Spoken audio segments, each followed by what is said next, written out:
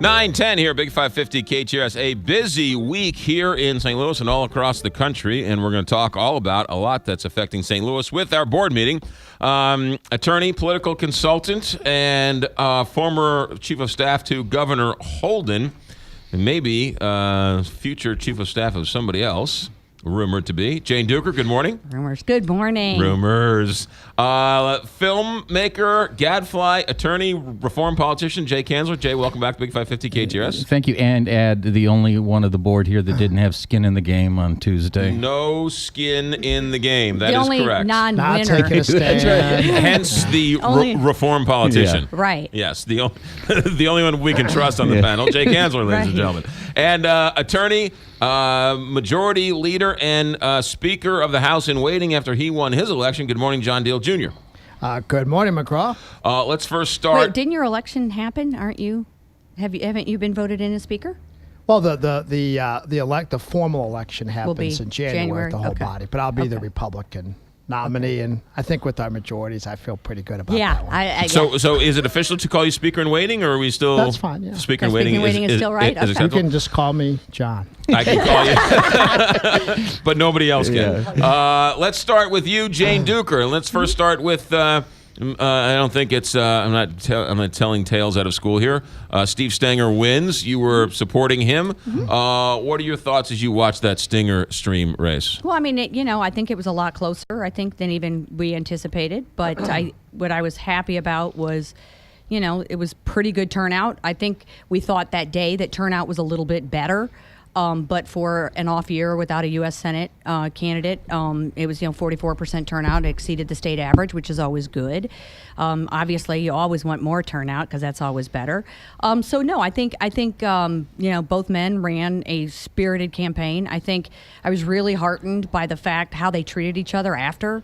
Both were very, classy and gracious, and and I thought that was really good because it's going to be all hands on deck. I mean, there's a lot of serious issues, and How much did the African American support that Rick Stream got? How much was that able to take away from Steve Stenger? it's hard to tell at this point because we'll have to get the precinct reports, and that probably won't come out till certification in a couple weeks. So you can look, sort of by area and Right. and townships and whatnot. So that'll be a couple weeks to find out. So it'll be interesting to see. I mean, it seemed like it was, John Deal, a lot closer than other past county executive. Oh, no, it's very close. When you take into account this is a 58% Democratic county, Right. I don't believe Stenger got over 50% of the vote. I believe he was below 50%. both were. With the write-ins, right? Well, no. What's interesting is that there were actually the Libertarian and the Constitution parties, which typically vote to the right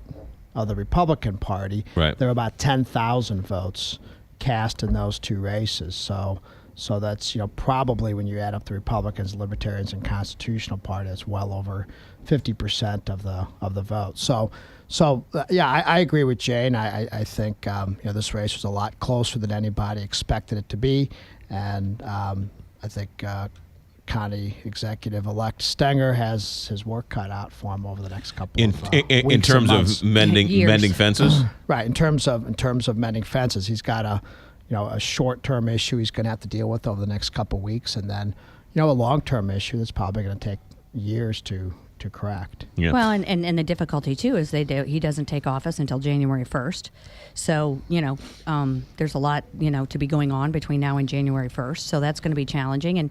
But I guess County Exec-elect Stenger has been very clear that he wants to work closely with the Dooley administration, do whatever he can to try to join forces and work together over the next 2 months. Jay Kanzler, the reform politician. What really, now that we heard the spin, what really happened Tuesday night in the county election race? Well, I as someone looking at it from the outside, a couple of things. One, St. Louis County is tired of business as usual. And they came out and they said that. Rick Stream presented an opportunity, I think, for the county to take a hard look at itself and put its house in order. And he ran a great race. He probably would have been my preferred candidate. But what we have is, I think, a message to County Executive-elect Stenger, business as usual is not going to work. And, this party politics, let's bring in our buddies, let's kind of... Cronyism. You know what? I think Mr. Stenger has about 90 days to prove his point. I'm either going to be different than the Dooley administration was on these issues, or it's going to be business as usual. And if it's business as usual, it's going to be a long 4 years, I think, for the county and for Mr. Stenger. I wasn't here. I was in Arizona, but I heard rumors that there were problems with ballots. And then there were a lot of problems at the election board. I mean, that's how is that possible? It's I will express my frustration, and but the idea that we did not have enough paper ballots, we didn't even hit the turnout that came out in 2010. So if you're election officials and you just use 2010 as a barometer, I mean, that should be more than okay because there was 11% higher turnout. This and what's very disconcerting is the running out of paper ballots. That happened in the primary.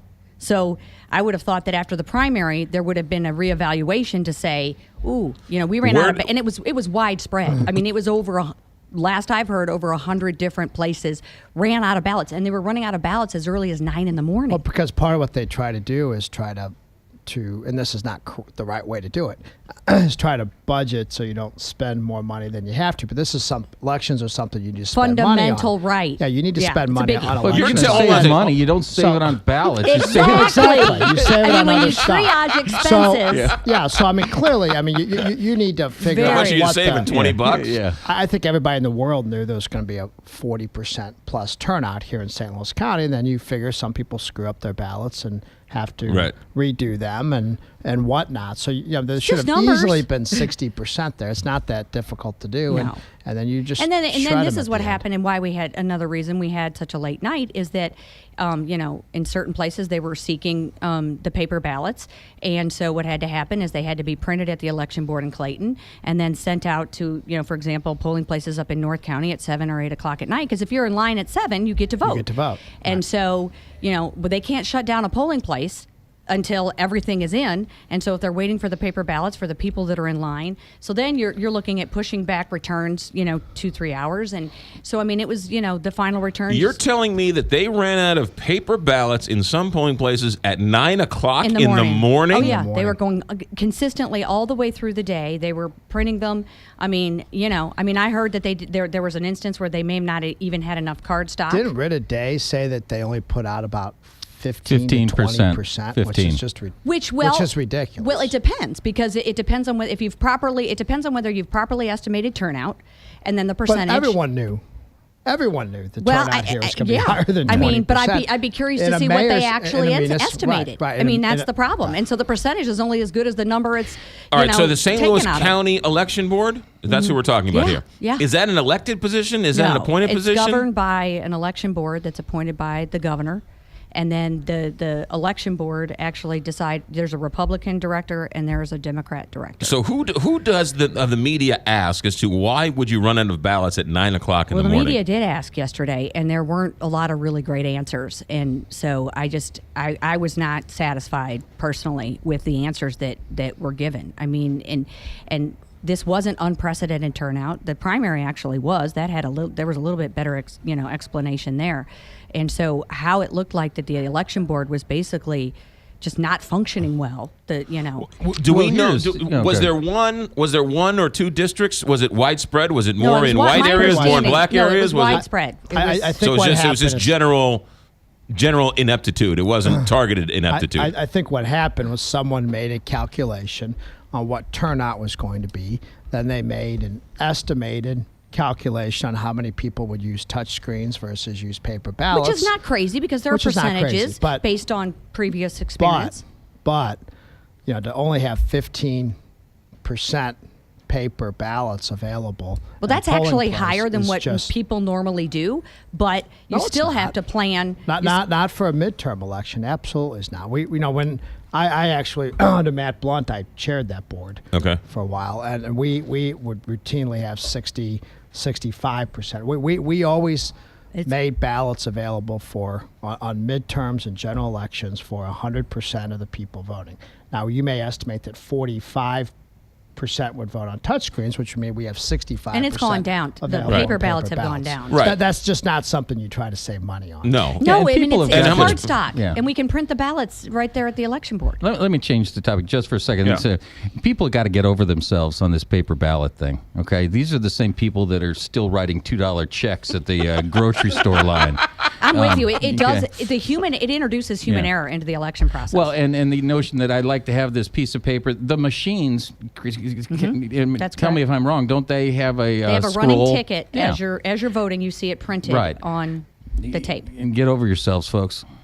You know what? You mean, I join agree the with you. 21st century? Yeah, I mean, everything else is computerized, and 2002 happened, but we've been a long ways since then. So you're telling me that people could have voted with the screen, but waited because for the paper ballot? Yeah, which is a whole nother. Yeah, That is a I mean, whole that's other part issue. of. But the problem is when you offer it, you have to, you have to do that, and so that's the deal. 2000, not 2002. Jane Duker, Jay Kanzler, and Speaker in Waiting, John Deal. I'll just call him John. John Deal. You can call me John. Back in a moment. Big 550 KTRS.